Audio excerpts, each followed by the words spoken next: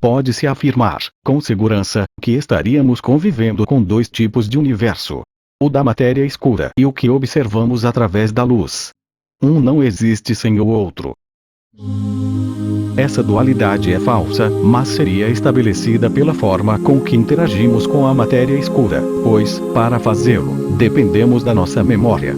Para vermos as partículas que compõem a matéria escura, precisamos antes iluminá-las. Essa iluminação demanda tempo e perturba a partícula de forma incontornável. Você não pode saber em que ponto do espaço a partícula se encontra, ou em que momento do tempo ela estaria existindo. Conclui-se que o ato de se iluminar a partícula determinaria sua existência e o seu movimento relativo. Assim, a matéria escura pode e deve ser estática, pelo menos até o momento em que fosse iluminada. É aí que entra a interpretação de Copenhague, proposta por Niels Bohr em 1927. Ela coloca o observador como parte fundamental da mecânica quântica. As propriedades da luz, como onda ou partícula, sabem quando aparecer, porque o experimentalista, efetivamente, diz a elas o que fazer. Esse detalhe é perturbador e foi negado, tenazmente, por Einstein e outros físicos. Para eles, uma partícula continua existindo, mesmo que não estejamos ali para vê-la. Nos dias de hoje, a visão de Copenhague é tratada com mais seriedade. De qualquer modo, tudo indica que o movimento das partículas depende do observador e da sua memória, pois o movimento não existe fora do tempo. Como veríamos as partículas iluminadas, sempre com atraso, ou com a aparência que tinham no passado, recaímos na falsa dualidade do universo. Vamos partir da hipótese de que as partículas reais seriam estáticas, e comporiam um universo também estacionário. Esse tipo de universo deveria ser atemporal, por isso, não poderia ser alcançado pela nossa memória. A necessária iluminação das partículas, que nos permitiria constatar a sua existência, seria feita em duas etapas. Na primeira, a luz seria empacotada ou quantizada, processo que não demandaria tempo. Assim, a partícula permaneceria invisível para nós. Mesmo que isso não possa ser comprovado na prática, o empacotamento da luz deveria simular a existência de uma curvatura negativa no espaço em torno da partícula.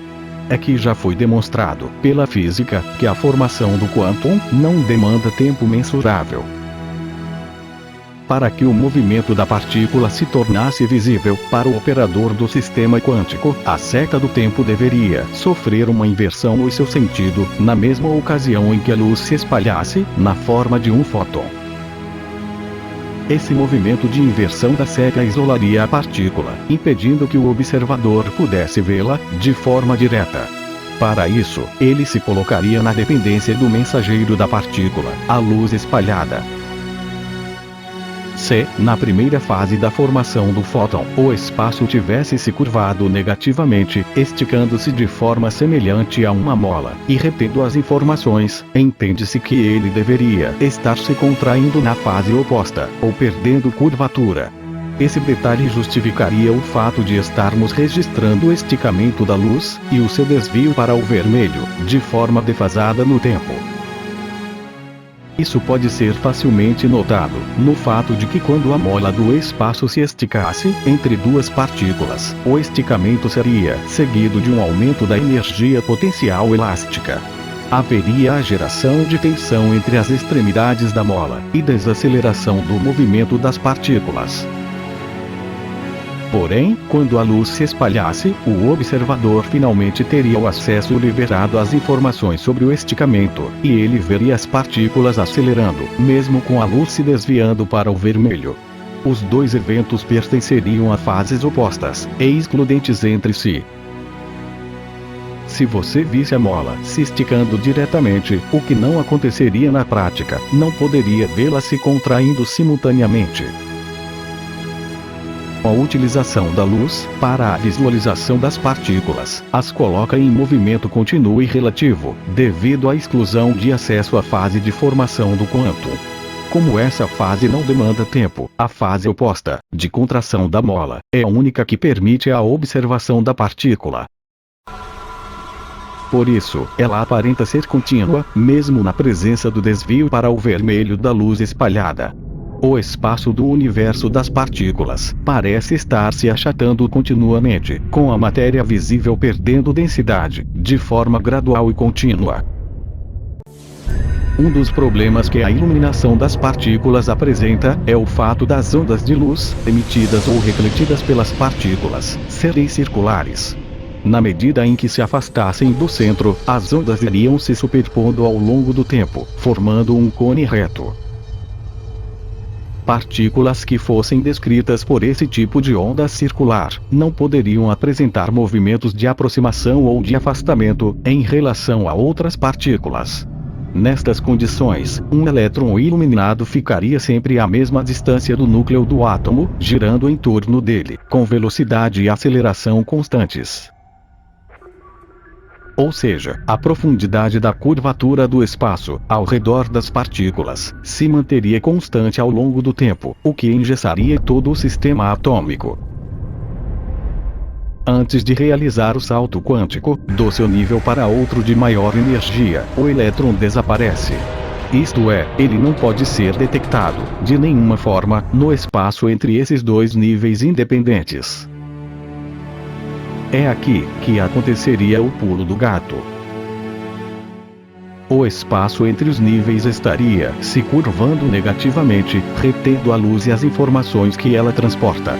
Quando o elétron aparecesse, abruptamente, no nível mais energético, já teria ocorrido a inversão da seta do tempo, e o consequente espalhamento do fóton, utilizado na sua iluminação. Neste momento, o espaço já estaria perdendo curvatura, mas a luz teria que dar conta do seu esticamento anterior, com atraso. Por isso, o espalhamento da luz deveria ser seguido de um aumento no comprimento de onda da luz espalhada, previsto no efeito fotoelétrico. A nossa dependência, em relação à iluminação das partículas, elimina a questão da distância entre elas, ou o tempo que nos separa. Isso seria aplicável tanto para o universo do infinitamente grande, como para o nível subatômico. Deve-se ao fato de que dependemos do espalhamento local da luz, para descrevermos qualquer tipo de movimento. Seu telescópio não serviria para nada, se a luz de uma estrela distante já não estivesse ao seu dispor, para ser seguida somente na direção do seu passado. Neste caso, o passado seria um conceito ilusório, pois dependeria do espalhamento da luz junto a nós.